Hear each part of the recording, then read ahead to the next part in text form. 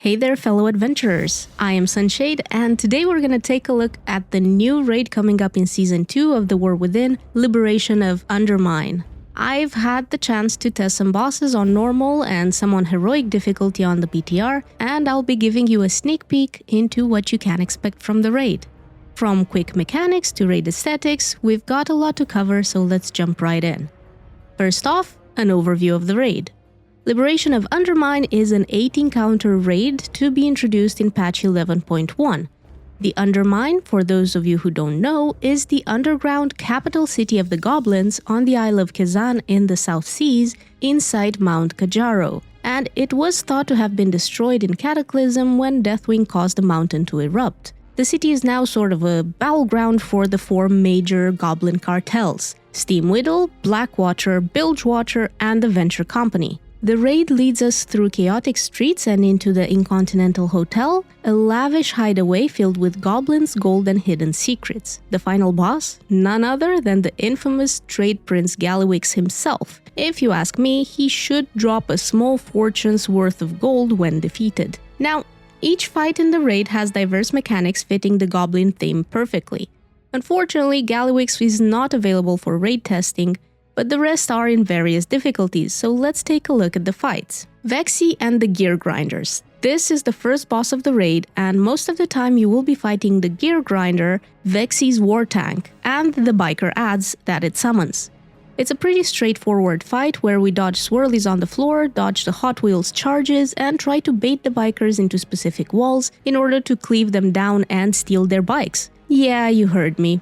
We steal their bikes and try to blow them up into the boss in a blaze of glory, and this is the main damage we do to the tank. Once the tank is down, Vexi comes down as well and is quickly defeated, at least in the normal difficulty. This fight is so great and I just love it. Now, the trash. After Vexi is down, several other boss areas open, and you will have to be careful navigating the streets, not running into bombs or getting run over by racers. And I also recommend some caution in dealing with Guk Boomdog, a trash mini-boss who casts corrosive flatulence at the entire raid, and I must say, the gastric destruction got the best of us. I recommend keeping your game sound on for this, you can thank me later. The next boss we're taking a look at is Godzilla vs. Kong. What? Sorry, I meant Cauldron of Carnage, of course. Here we have Flarindo the Furious, aka Godzilla, and Torque the Tempest, aka Kong. And so they shall be named henceforth. Short version is, being in proximity of these will give you a debuff, a fiery one for Godzilla and a stormy one for Kong. You generally want to have only one of these and swap once in a while to reset your stacks. What we did was split the raid and tank them on opposite sides of the arena. On the Godzilla side, we had to deal with a big swirly that needs to be soaked and pushes you back at the end, and a frontal which happens at around same time. Make sure to position the frontal away from everyone else or on the edge of the swirly. There are also the occasional fire waves you need to dodge. On the Kong side, you mostly want to hold still while attacking him, because any movement, even jumping, will fill up your lightning bar, and when it's full, you get a very long stun, which will probably get you killed.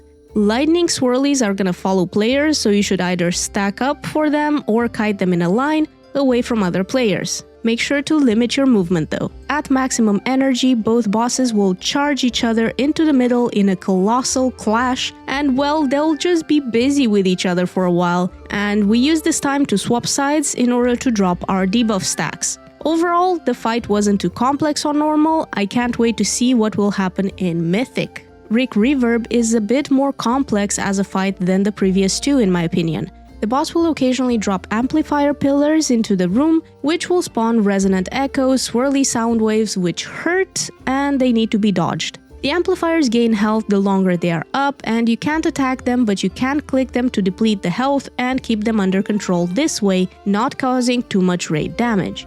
Take turns doing this and don't get yourself on too many stacks. In the second phase, the boss becomes immune and casts a blaring drop, which is pretty much a wipe mechanic if you don't find a way around it. What we did was leave an amplifier up at max health, which booped us up into the air and then over the wave. Unfortunately, we didn't really perfect the tactic as we moved on to test other bosses, but maybe you guys have a better tactic. Let me know in the comments. The next 4 bosses I managed to test on heroic difficulty, so take that into account when you start looking at the overall mechanics and comparing one boss to another. Styx Bunk Junker is a heavy mechanical fight where I beg you guys to not look at your DPS meters and just down the boss. There's a lot of stuff going on, from small piles of trash to big piles of trash, hyenas, crabmasters, bombs, and the boss all together. There's also some occasional fire, which will set the trash on fire. So, a couple of players are going to get a ball of trash, which they will be able to roll around the room. Small ball will soak small trash and NPCs, and it will grow into a big ball which can soak bigger trash and destroy bombs. The trick is saving some of the balls for the boss, and that's your main way of DPSing him down, as it does quite a lot of damage on impact. The rest of the raid who isn't dealing with the balls should be stacked together to make room for the balls to pass, unless they want to get stunned, you know? Sprocket Monger Lock and Stock. I love goblin names, they are so easy to pronounce, Jesus. So, Sprocket Monger is a crafty goblin who uses conveyor belts and a bunch of inventions to keep you at bay. There is a lot of movement in this fight. There are bombs which need to be soaked one at a time by a rotation of players. There's lightning on the floor, there are laser beams shooting through the raid, a tank AoE, void lasers if the fire ones weren't enough for you. There are drills coming out to get you, rocket shooters, conveyor belts moving in the opposite direction from where you want to go, more bombs and lightning, swirlies to dodge, and last but not least, magnets pulling you in. So pretty much the entire fight you need to find a safe spot, spawn the drills in a good location to not block your raid, press all the defensives, dodge, and don't roll a caster class. On to the next one. The One Armed Bandit, basically a slot machine who's out to get you. Here you find the bandit, try to solve the riddle, and you do your best to not upset the boss. On heroic difficulty, there are 6 slot machines to the left and right of the boss, which will project sets of images. There are 4 images, there's lightning, fire, bomb, and coins, and the ads that spawn throughout the fight will have buffs with one of these images. Every set of 3 ads, you will need to defeat 2 of the ones that are present on the slot machines, pick up the coin they drop, and use your extra action button to give it to the main boss. This will close down one of the 6 slot machines in the background, and the aim is to clear out all 6 machines. Don't forget to get all the ads down, not just the 2 you need for the boss, otherwise he will enrage after a while. For the rest of the fight, just position pools of bad things on the edge of the room and have a mobile class throw coins at you. These large coins moving about can be thrown by players in a certain direction with the use of an extra action button. The players who activate them will get a 10% damage done buff for a couple of seconds, but other players who stay really close to the path of the coin will as well. Really close is the key word here. If you are in the path, you will get stunned for a long time. If you are grazed by it, you get a buff. And if you play it safe, you are probably too far.